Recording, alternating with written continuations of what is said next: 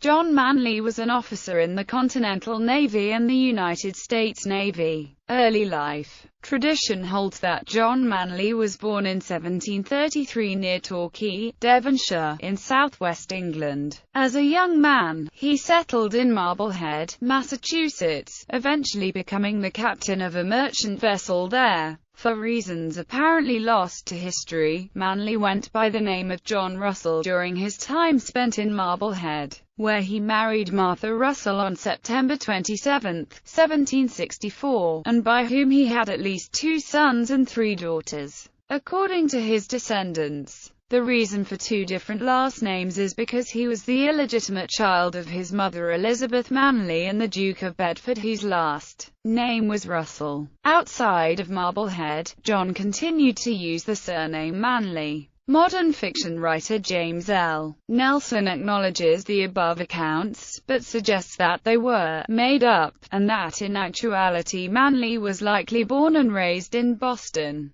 Massachusetts, where he later became a merchant sea captain and married Hannah Cheevers in 1763, by which he had 1 surviving son, John. All of the sources place Manley in Boston by 1775 after his services were enlisted for the nascent Continental Navy. Military service. Manley was appointed captain of the schooner Lee by George Washington on 17 October 1775. He assumed command on 24 October 1775 with a crew of 50 men from John Glover's Marblehead Regiment, and on 9 November, Manley sailed from Marblehead flying the new pine tree flag from the main truck. Sources differ as to Manley's first prize, either recapturing a small continental schooner or capturing the British sloop Polly, but on 28 November, he captured one of the most valuable prizes of the American Revolutionary War, the British brigantine Nancy, carrying much ordnance and military stores for British troops in Boston that proved invaluable to George Washington's army. While not the first British vessel to surrender to the Continental Fleet, the Nancy was perhaps the first capture of significant consequence, leading John Adams to later remark, "I assert that the first American flag was hoisted by John Manley, and the first British flag was struck to him." Through the end of 1775, Manley captured several additional prizes carrying cargoes of food, rum, coal, dry goods,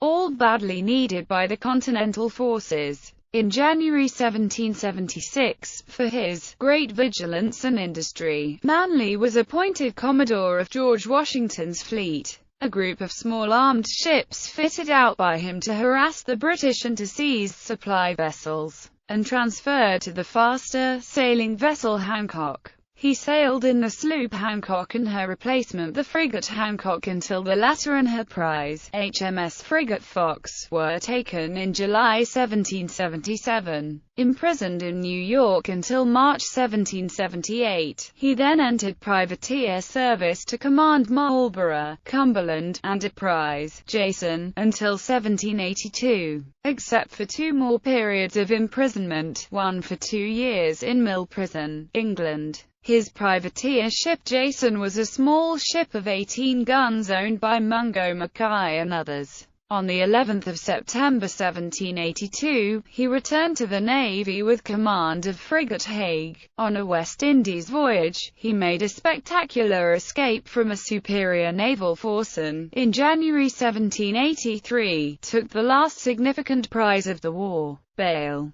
regarded as one of the outstanding captains of the young Navy. He had captured 10 prizes single-handedly and participated in the seizure of 5 others. Captain Manley died in Boston, Massachusetts in 1793. Namesakes. 3 ships have been named us Manley for him.